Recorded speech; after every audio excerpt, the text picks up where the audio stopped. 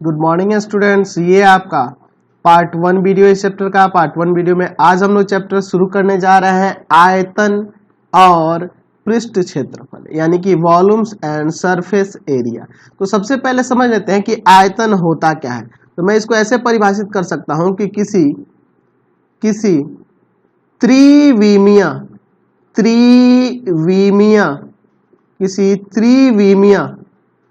वस्तु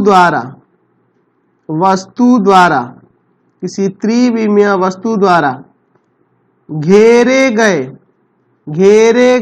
स्थान को उस वस्तु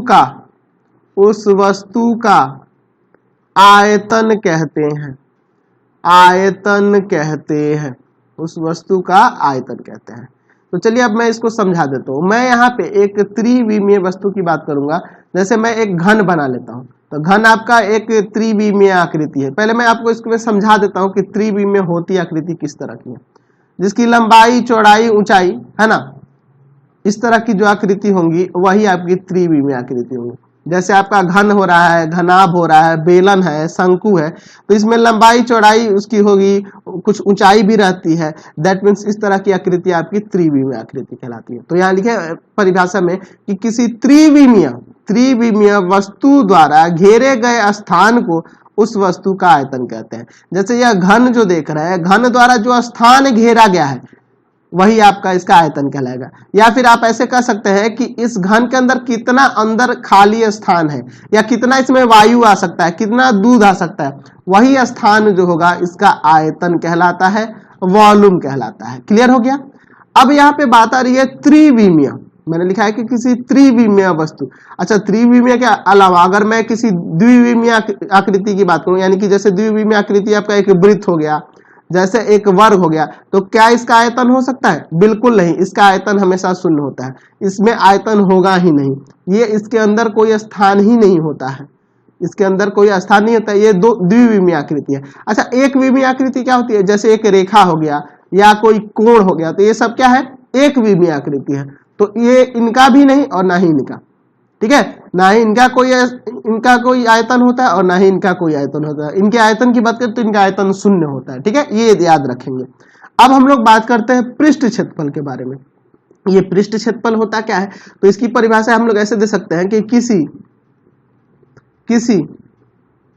त्रिविमीय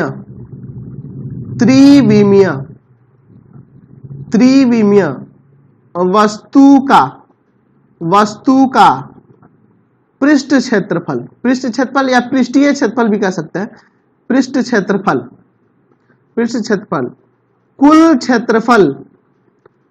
कुल क्षेत्रफल का माप होता है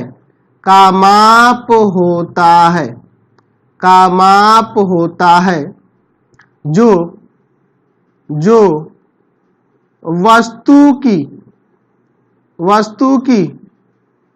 वस्तु की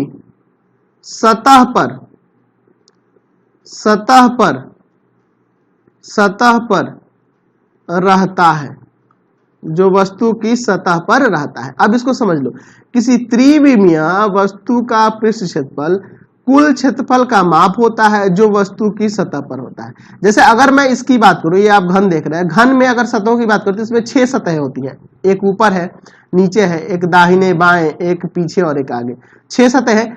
इन 6 सतहों के क्षेत्रफल का जो कुल माप होगा ना, उनका जो योग होगा ना, वही आपका इसका पृष्ठ क्षेत्रफल कहलाएगा या पृष्ठीय क्षेत्रफल कहलाएगा। पृष्ठ क्षेत्रफल या पृष्ठीय क्षेत्रफल समझ में आ गया क्या होता है?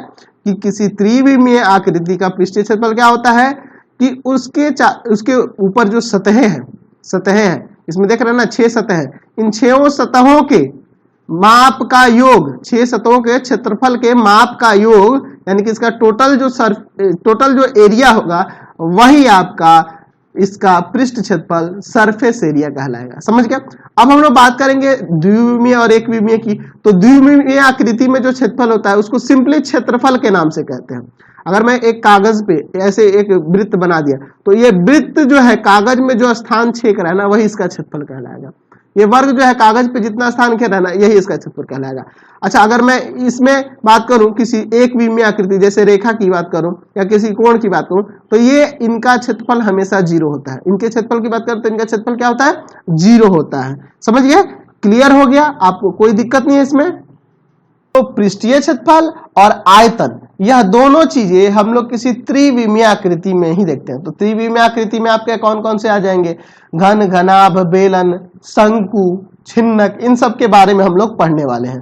तो सबसे पहले अभी हम लोग घन के बारे में बात करते हैं। घन से रिलेटेड जितने भी फॉर्मूले हैं उन सबको समझाता हूं आपको, और उसके बाद इससे रिलेटेड क्वेश्चन भी आपके बुक में दिया है। क्यूब, घन का मतलब क्यूब, अंग्रेजी में क्यूब कहते हैं। अच्छा, इसमें आपको पता है कि इसका जो किनारा होता है, प्रत्येक किनारा बराबर होता है। ये प्रत्येक किनारे की लंबाई बराबर होती है घन में।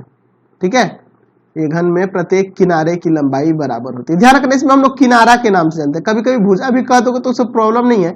एक्चुअल में ये भुजा नहीं कहेंगे, कॉर्नर कहेंगे, लेकिन कई बच्चे यूज कर देते हैं तो उससे कोई मतलब नहीं है। इसे आप एड्स कहते हैं, किनारा कहते हैं। ठीक है, अगर हम लोग बात करें इसके किनारे की तो प्रत्येक किनारा बराबर होता है। ठीक है, ये याद रखना। ठीक है, अब समझो, इस पे जो सतह देख रहे हैं, ये हर एक सतह जो होगा एक आपका वर्ग होता है। हर एक सतह क्या होता है? एक वर्ग होता है। अगर मान लो इसकी भुजा मैं ए मानता हूं, है ना, यहाँ पे किनारा ए मानता हूं, ये किनारा ए, तो ये सारे ए होंगे। ठीक है, सारे ए हो जाएंगे। चलिए, अगर मैं यहाँ पे लिखूं कि वर्ग का क्षेत्रफल, वर्ग का क्षेत्रफल, तो जैसे कि हम लोग पहले पढ़ चुके हैं कि वर्ग का क्षेत्रफल होता है भुजा का स्क्वायर। भुजा का स्क्वायर, वर्ग का क्षेत्रफल हम जानते हैं, भुजा का स्क्वायर। तो अब मैं यहाँ पे अपने टॉपिक पे आता हूं। मैं कहूं कि घन का पृष्ठीय क्षेत्रफल या पृष्ठीय क्षेत्रफल या पृष्ठ क्षेत्रफल भी कह सकते हैं। घन का पृष्ठ क्षेत्रफल, घन का पृष्ठ क्षेत्रफल, या यूं कहें कि घन का कुल पृष्ठ क्षेत्रफल, घन का कुल पृष्ठ क्षेत्रफल, कुल पृष्ठ क्षेत्रफल, कुल पृष्ठ क्षेत्रफल। तो घन के कुल पृष्ठ क्षेत्रफल की बात करते हैं। समझो, यहाँ पे आपको पता है कि वर्ग का क्षेत्रफल होता है भुजा का स्क्वायर। तो इस पे कितने वर्ग आपको दिखेंगे? 6 वर्ग होंगे ना, है ना। 6 आपके सतह है तो 6 वर्ग हो जाएंगे चारों तरफ से, अगर देख रहे हो और ऊपर नीचे देख रहे हो तो इसमें क्या हो जाएगा? 6 वर्ग होंगे, 6 वर्गाकार सतह होंगे। सबके क्षेत्रफल का जो योग होगा वही ना आपका पृष्ठीय क्षेत्रफल होता है, यानी कि हो जाएगा 6 गुना भुजा का स्क्वायर। देखो, हम लोग पृष्ठीय क्षेत्रफल का अगर डेफिनेशन नहीं जानते तो ये फॉर्मूला समझ में नहीं आता ना। तो इसमें 6 सतहें हैं, इसलिए इसके सभी का क्षेत्रफल होगा भुजा का स्क्वायर। तो भुजा स्क्वायर 6 बार है, इसलिए 6 गुना भुजा का स्क्वायर। अगर मैं यहाँ पे एक और फॉर्मूला बनाऊं कि घन का पार्श्व पृष्ठ क्षेत्रफल, पार्श्व पृष्ठ क्षेत्रफल, पार्श्व पृष्ठ क्षेत्रफल, पृष्ठ क्षेत्रफल, पार्श्व पृष्ठ क्षेत्रफल, तो होता है 4 गुना भुजा स्क्वायर, 4 गुना भुजा स्क्वायर। एक्चुअल में पार्श्व पृष्ठ क्षेत्रफल में ऊपर और नीचे सतह छोड़ देते हैं, चारों दीवारों का लेते हैं इसमें, है ना। इसको घन का पार्श्व पृष्ठ क्षेत्रफल कहिए, या घन के चारों दीवारों का क्षेत्रफल, चारों दीवारों का क्षेत्रफल, चारों दीवारों का क्षेत्रफल, ऐसे भी कह सकते हैं। 4 गुना भुजा का स्क्वायर, ये ध्यान रखना, 4 गुना भुजा का स्क्वायर। समझ गए? कोई दिक्कत नहीं है। अब भुजा की जगह किनारा भी यूज कर सकते हो, कोई दिक्कत नहीं है। भुजा भी कह देते हैं कई लोग, किनारा भी कहते हैं, उससे कोई फर्क नहीं पड़ने वाला। चलिए अगला फॉर्मूला देखते हैं। अगला फॉर्मूला देते हैं घन का आयतन, घन का आयतन। तो देखो, आयतन का मतलब है क्या कि इसके अंदर कितना स्थान है। तो आप देखो, इसके सतह के क्षेत्रफल में, सतह का क्षेत्रफल यानी भुजा का स्क्वायर, ठीक है, या किनारे का स्क्वायर, तो भुजे के स्क्वायर में जब इसके ऊंचाई से गुना कर देंगे तो भुजा का स्क्वायर है और इसका ऊंचाई भी जो है वह भी इसके भुजाओं के बराबर ही होगा, है ना। प्रत्येक तो बराबर है ना, यानी कि यहाँ पे घन के आयतन की बात करें तो हो जाएगा सतह का क्षेत्रफल, सतह का क्षेत्रफल और गुना में यह ऊंचाई, यानी कि यह भी एक आपकी भुजा ही होगी। यानी इसका फॉर्मूला निकल के आ जाएगा भुजा का क्यूब, भुजा का क्यूब, भुजा का क्यूब। ठीक है, चलिए अब हम लोग बात करते हैं घन के विकर्ण के बारे में। घन का विकर्ण, घन का विकर्ण, घन का विकर्ण क्या कहलाता है? चलिए घन का विकर्ण, यानी घन का विकर्ण की बात करें, विकर्ण की लंबाई की, तो ये वाली विकर्ण होगी ना, एक कोने से दूसरे कोने तक, ठीक है। चलिए ये वाली लंबाई इसका विकर्ण होगा। तो अब इसे कैसे हम लोग निकालेंगे, इसको समझिए। अगर मैं यहां से ऐसे खींच दूं तो यह वाली लंबाई इस नीचे वाले सतह जो देख रहे हैं, यानी नीचे वाला सतह एक वर्ग है, वर्ग का विकर्ण होगा। तो हम लोग फॉर्मूला पहले से जानते हैं। अगर मैं इसकी लंबाई की बात करूं, यहाँ तो आपको पता है 90 है, तो हम लोग पाइथागोरस प्रमेय जानते हैं ना जी। अगर मैं इसका नाम ए बी सी रख दूं इसमें, तो ए सी बराबर रूट अंडर क्या हो जाएगा, रूट अंडर ए का स्क्वायर प्लस ए का स्क्वायर हो जाएगा, यानी A B square plus B C square आ जाएगा आपका रूट अंडर 2a स्क्वायर, यानी कि यहां से आ गया रूट 2a, ये वाला लंबाई रूट 2a आ जाएगा। अगर मैं इसे निकालूं, यहाँ पे मैं d निकालूं, और अगर मैं AD निकालना चाहूं तो AD बराबर हो जाएगा root under AC square plus में CD स्क्वायर, यही ना होगा, यानी कि रूट अंडर 2a का होल स्क्वायर, देख रहे हैं ना इसकी लंबाई, और प्लस में CD का होल स्क्वायर यानी a का स्क्वायर। यहाँ हो जाएगा 2a स्क्वायर और यहाँ पे a स्क्वायर, यानी जोड़ देंगे तो यहाँ पे हो जाएगा रूट 3a स्क्वायर, यानी कि रूट 3a, यानी कि रूट 3 गुना में भुजा, फॉर्मूला आ गया रूट 3 गुना में भुजा। तो ये घन से संबंधित फॉर्मूला है, जिससे आपको क्लियर हो गया होगा सारे फॉर्मूले में। चलिए अब हम लोग बात करते हैं घनाभ के बारे में। घनाभ यानी अंग्रेजी में कहते हैं क्यूबॉइड। चलिए घनाभ के बारे में देखते हैं। तो मैं पहले घनाभ यहाँ पे बना लेता हूँ, फिर इसके बारे में हम लोग बात करेंगे, ठीक है। चलिए ये आपका एक घनाभ हो जाएगा। देखो जिसको बनाने नहीं आता है ना, यहाँ से सीख सकता है। बहुत बच्चों को घनाभ बनाने में भी दिक्कत होती है कि सर कैसे मिलाएं, ये गड़बड़ हो जाती है। तो इसको देख लेंगे, आप आराम से सीख जाएंगे। इसे देखो, इसमें यह लंबाई हो गई इसकी, यह चौड़ाई हो गई, यह ऊंचाई हो गई, ठीक है। चलिए अगर मैं इसमें लिखूं कि घनाभ का कुल पृष्ठीय क्षेत्रफल, या पृष्ठ क्षेत्रफल, एक ही बात है, कुल पृष्ठीय क्षेत्रफल, या सिर्फ पृष्ठीय क्षेत्रफल लिखेंगे तब भी कोई दिक्कत नहीं है। समझो यहाँ पे आप देखो, इसमें जो है ना, इसमें सतह कैसी है, तो आयताकार है, यह भी आयत है, इधर 6 आयत है, टोटल 6 आयताकार सतह है। तो नीचे वाला सतह का क्षेत्रफल L गुना B हो जाएगा, देख लो। अच्छा ये ऊपर वाला भी देखो, इसके जस्ट अपोजिट है, तो यह लंबाई L हो जाएगा, या चौड़ाई B हो जाएगा, यानी कि इसका भी L गुना B हो जाएगा, ठीक है। तो ये दोनों सतह का क्षेत्रफल हो गया 2LB, मतलब नीचे वाले का LB और ऊपर वाले का LB, तो 2LB हो गया ना। अच्छा ये B इंटू H है, तो इसका हो जाएगा B इंटू H, इसका क्षेत्रफल लंबाई गुने चौड़ाई। एक्चुअल में तो ये इस घनाभ के अनुसार ये आपका आधार है, ये ऊंचाई, ये चौड़ाई है, ये ऊंचाई है, तो उससे कोई फर्क नहीं पड़ता है। हम लोग उनके, अगर मैं इसके अनुसार देखूं, इस आयत के अनुसार देखूं, इस आयताकार सतह के अनुसार देखूं, तो यह लंबाई है या चौड़ाई है, तो B इंटू H इसका क्षेत्रफल, और इसका भी क्षेत्रफल जिसके अपोजिट वाला है, इसका भी B इंटू H, यानी कि 2B इंटू H।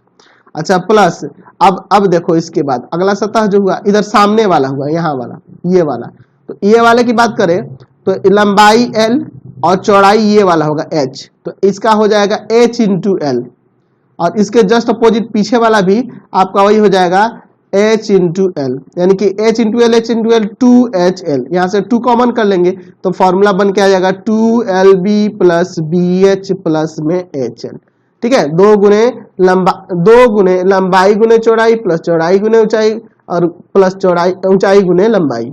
चलिए अगला फॉर्मूला देखते हैं, दूसरा। घनाभ का पार्श्व पृष्ठ क्षेत्रफल,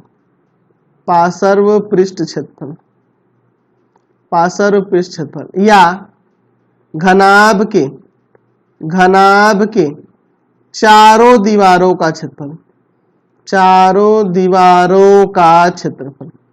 चलिए देखते हैं इसका क्या हो जाएगा। तो इसका हो जाएगा formula 2L plus B into H। चारों दीवारों के क्षेत्रफल में क्या होगा, ये वाला और ये वाला हट जाएगा, यानी कि ये वाला सिस्टम हट जाएगा, ये ना बचेगा। इसमें से कॉमन करोगे 2, और यहाँ पे कॉमन होगा H, तो यहाँ पे बच जाएगा B और यहाँ पे बच जाएगा L। तो इसी को मैंने सीधा करके लिख दिया 2L प्लस B इंटू में H। समझ गए। चलिए आगे बढ़ते हैं इसमें। अब बात करते हैं घनाभ के आयतन के बारे में। तीसरा फॉर्मूला निकल के आता है घनाभ का आयतन, घनाभ का आयतन। तो आयतन के लिए मैंने क्या बताया था कि सतह का क्षेत्रफल, तो सतह इसका L गुना B हो जाएगा और इसके साथ इसकी ऊंचाई, इसकी ऊंचाई यानी कि L गुना B गुना H आपका आयतन का फॉर्मूला निकल गया। चलिए अब हम लोग बात करते हैं विकर्ण के। घनाभ का विकर्ण, घनाभ का विकर्ण, घनाभ का विकर्ण, तो इसका फॉर्मूला देखो कैसे निकालते हैं, मैं यहीं से निकालता हूं।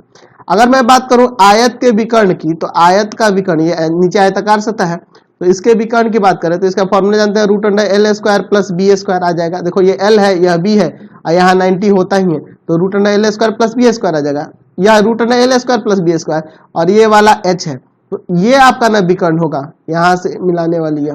तो ये निकालने के लिए हम लोग क्या कर देंगे, यहाँ पे अगर A, इसको B और इसको C मान लेता हूं, तो अगर AC निकालना होगा, AC, तो AC बराबर में रूट अंडर AB का स्क्वायर, तो यह root under L square plus B square है, यानी कि हो जाएगा root under L square plus B square का होल स्क्वायर और प्लस में इसका स्क्वायर BC का स्क्वायर यानी H स्क्वायर। तो यहाँ स्क्वायर से रूट हट जाएगा, तो आ जाएगा यहाँ से root under L square plus B square plus H square. यह हो जाएगा घनाभ के विकर्ण का फॉर्मूला। समझ गए? चलिए अब हम लोग बात करते हैं, यह अगला आकृति जो आप देख रहे हैं यह बेलन है आपका, बेलन, अंग्रेजी में इसको सिलेंडर बोलते हैं। ठीक है, चलिए अब हम लोग इसके बात करते हैं, इसके क्षेत्रफल के बारे में। तो यहाँ पे लिख सकते हैं बेलन का, बेलन का वक्र पृष्ठीय क्षेत्रफल। पहले वक्र पृष्ठीय क्षेत्रफल देखते हैं, वक्र पृष्ठीय क्षेत्रफल। वक्र पृष्ठीय क्षेत्रफल का मतलब थोड़ा समझ लो। वक्र पृष्ठीय क्षेत्रफल में से ये ऊपर को काउंट नहीं करेंगे और नीचे को काउंट नहीं करेंगे, ये इसके चारों तरफ से जो गोल वाला सरफेस देख रहे हैं ना, ये वाला हिस्सा, यही काउंट किया जाता है। ये छोड़ देना है और ये छोड़ देना है। ठीक है, ये नीचे वाले जो वृत्त की आकृति दिख रही है इसको छोड़कर इसके चारों तरफ से जो वक्र वाला हिस्सा है ना, ये वक्र वाला गोल जो हिस्सा है उसी के क्षेत्रफल की बात करते हैं। ठीक है, यानी कि जैसे ड्रम होता है ना, ड्रम के सतह का क्षेत्रफल ऊपर और नीचे का छोड़कर, ड्रम का ऊपरी हिस्सा निचले हिस्से छोड़ के जो क्षेत्र बचा ना, उसी के क्षेत्रफल के बारे में हम लोग बात करते हैं। अच्छा सोचो, अगर हम इसको बीचों बीच ऐसे काटते हैं, बीचों बीच ऐसे काटते हैं, तो बीचों बीच ऐसे काटोगे तो कुछ इस तरह की आकृति बन के आएगी, आपका एक आयत जैसा आकृति बन जाएगा। समझो, यहां से मैं इसको काट के खोल दूं, आप सिंपल सोचो ना, एक इस तरह का गोल आपके पास कोई पाइप है, बीचों बीच ऐसे काट देते हो और खोलते हो तो इस तरह की आकृति दिखेगी। तो देखो यह वाला जो गोल वाला हिस्सा है खुल के इतना लंबा हो गया, तो यह गोल वाला हिस्सा, यह गोल वाला हिस्सा है क्या जी, यह गोल वाला हिस्सा परिधि है वृत्त की। तो वृत्त की परिधि क्या होता है, 2 पाई आर, यानी कि इसकी लंबाई यहां से यहां तक हो जाएगी 2 पाई आर, और यह जो ऊंचाई था उसका, यह ऊंचाई ये आपका H। ठीक है, तो यहां से बेलन का वक्र पृष्ठीय क्षेत्रफल अगर बात करें तो वो इसके क्षेत्रफल के बराबर होगा। तो इसकी ये देखो, इस आयत की लंबाई 2 पाई आर है और चौड़ाई H है, तो क्या फॉर्मूला बन जाएगा, 2 पाई आर H, यानी कि लंबाई गुने चौड़ाई। तो यहां से बेलन का वक्र पृष्ठीय क्षेत्रफल निकल के आ गया 2 पाई आर H। तो ध्यान रखना, ये आपका बेलन का त्रिज्या है और ये आपकी ऊंचाई है। समझ गए ना? क्लियर हो गया, कोई दिक्कत नहीं। इसी को हमने काट दिया, काट देने पे आपका एक बेलन बन गया, और बेलन यह जो गोल वाला हिस्सा है यह लंबा ऐसे हो गया। तो यह जो लंबाई है ये एक्चुअल में है क्या, ये इस वृत्त की परिधि है। तो वृत्त की परिधि 2 पाई आर होता है और ऊंचाई H है, यानी कि ये वाला हिस्सा H हो जाएगा, ये वाला हिस्सा H होगा ना जी। चलिए H हो जाएगा, यानी कि इन दोनों में गुना कर देंगे तो इसका क्षेत्रफल आ जाएगा, तो 2 पाई आर H। वाह क्या फॉर्मूला आया। अब बात करते हैं बेलन का, बेलन का कुल पृष्ठीय क्षेत्रफल, कुल पृष्ठीय क्षेत्रफल, कुल पृष्ठीय क्षेत्रफल देखते हैं क्या होता है। तो यह हो जाएगा, देखो 2 पाई आर H मतलब क्या, वक्र पृष्ठीय क्षेत्रफल, और ऊपर से भी एक वृत्त है, नीचे से भी एक वृत्त है, यानी कि 2 पाई आर स्क्वायर। अच्छा इसमें से 2 पाई आर कॉमन कर लो तो H प्लस आर, तो ये फॉर्मूला बन गया 2 पाई आर ब्रैकेट में H प्लस आर। चलिए तीसरा फॉर्मूला, बेलन का, बेलन का आयतन, बेलन का आयतन। तो बेलन का आयतन कैसे निकलेगा, तो इसके सतह का क्षेत्रफल, इसके सतह का क्षेत्रफल और इसकी ऊंचाई से गुना करेंगे। तो सतह है क्या इसका, सतह इसका वृत्त है, तो वृत्त का क्षेत्रफल क्या होता है पाई आर स्क्वायर, और गुना में इसकी ऊंचाई, तो h, यानी कि यहां से फॉर्मूला निकल गया पाई आर स्क्वायर एच, बेलन का आयतन। क्लियर हो गया बेलन के आयतन का फॉर्मूला, कोई दिक्कत नहीं है। अब समझो, अगर आपसे कह दे क्वेश्चन बनाने के क्रम में कि बेलन के सतह का क्षेत्रफल, सतह का क्षेत्रफल है ना, बेलन के आधार का क्षेत्रफल, सॉरी आधार का क्षेत्रफल कह दे, बेलन के आधार का क्षेत्रफल, आधार का क्षेत्रफल। तो आधार का क्षेत्रफल, आधार इसका कैसा है, वृत्त जैसा, तो पाई आर स्क्वायर। अगर बेलन के आधार की परिधि पूछ दे, बेलन के आधार की परिधि, तो आधार की परिधि, तो आधार की परिधि की बात करें तो इसका क्या हो जाएगा, 2 पाई आर, 2 पाई आर। अब मैं लगे हाथ इस बेलन के साथ साथ मैं एक शंकु के बारे में भी बात कर लेता हूं। शंकु यानी कि कोण, शंकु यानी कि कोण। मैं यहां पे एक कोण बना देता हूं, फिर आपको इसके बारे में बात करेंगे। ठीक है, अब क्यों सोच रहे हो कि सर बेलन के साथ साथ क्यों लेके चले, दोनों में एक संबंध है यार, मैं इसीलिए इसको बता रहा हूं। ठीक है, इस तरह से ये आपका एक शंकु बन गया। ठीक है, यह शंकु बन गया। चलिए अब हम लोग इसके फॉर्मूला की बात करते हैं। अगर मैं शंकु का वक्र पृष्ठीय क्षेत्रफल बात करूं, वक्र पृष्ठीय क्षेत्रफल, वक्र पृष्ठीय क्षेत्रफल, तो थोड़ा इसमें समझ लो। यह आपकी त्रिज्या हो गई r, ये इसकी ऊंचाई होती है, और ये वाली तिर्यक ऊंचाई होती है। यह तिर्यक ऊंचाई को l से सूचित करते हैं। ठीक है, यह ऊंचाई h से और त्रिज्या r से। तो शंकु का वक्र पृष्ठीय क्षेत्रफल होता है पाई आर एल, पाई आर एल। तो अब आपके दिमाग में आएगा सर कि ये पाई आर एल क्यों हो रहा है, यह है ना। तो मैं अगर इसको भी काटूं, तो काटूंगा तो कुछ इस तरह की आकृति आएगी। थोड़ा मैं इसे काट देता हूं, थोड़ा इरेज कर देता हूं, यानी कुछ इस तरह की आएगी। आप इसको काटोगे और खोल दोगे तो ये कुछ इस तरह की आकृति दिखने को मिलेगी। तो यही वाला देखो, ये खुलने के बाद ये वाला L था, ये आपका L है, ये आपका L है। अब मैं यहाँ पे बहुत सारे त्रिभुज बनाता हूँ, बहुत सारे त्रिभुज बनाता हूँ। ठीक है, बहुत सारे त्रिभुज बनाता हूँ, बहुत सारे इस तरह से त्रिभुज बनाता हूँ। ठीक है, यहाँ पे लंब दिखाता हूँ, ये कि ये यहाँ पे लंब है 90 है। तो अगर मैं इस पे बहुत सारे ऐसे ही त्रिभुज को बनाऊं और इनके क्षेत्रफल की बात करूं, तो आपके प्रत्येक त्रिभुज का क्षेत्रफल, so प्रत्येक त्रिभुज का क्षेत्रफल क्या होगा, तो यहां से इसकी लंबाई, यहां से इसकी लंबाई और गुना में ऊंचाई, यह एल ही ना है जी प्रत्येक।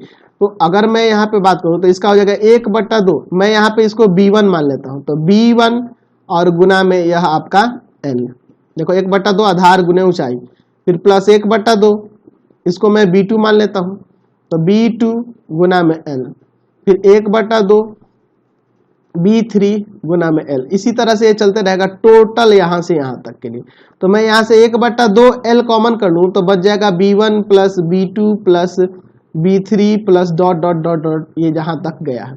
तो ये टोटल जो होगा आपकी, यह लंबाई की बात करेंगे, b1 b2 b3 ये सारा मिलके आपका इस वृत्त का परिधि बन जाएगा। तो वृत्त का परिधि क्या होता है, 2 पाई आर ना, यानी कि 1/2 गुना l और गुना में इसके जगह पे मैं लिख दूंगा 2 पाई आर। तो 2 से 2 यहाँ पे कट गया, यानी यहाँ से फॉर्मूला बन गया पाई आर एल।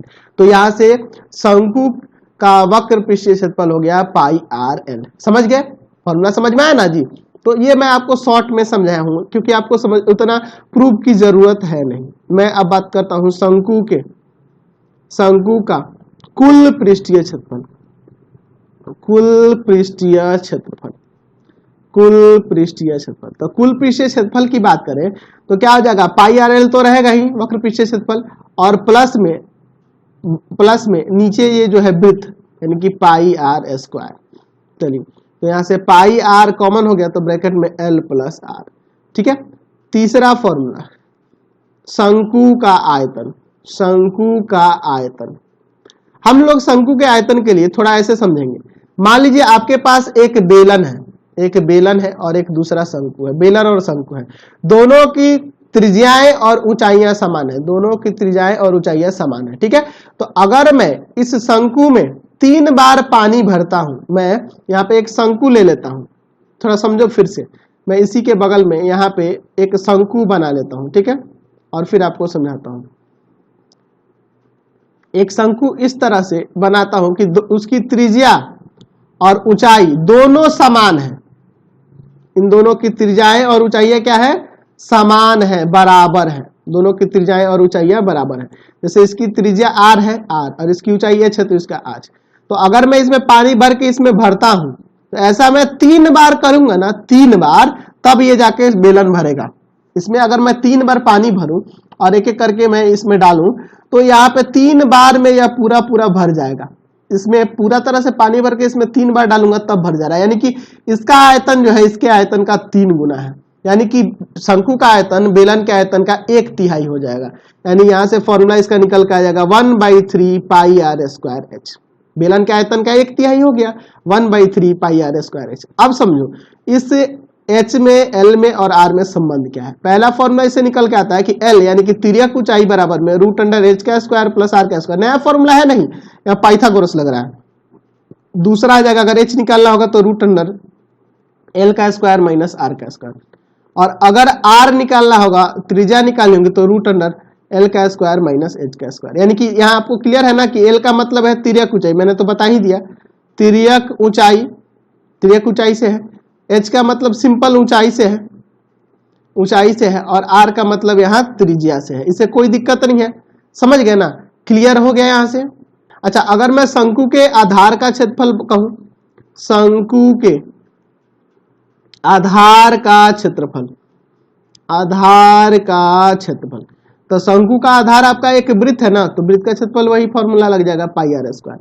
अच्छा, शंकु के आधार की परिधि, शंकु के आधार की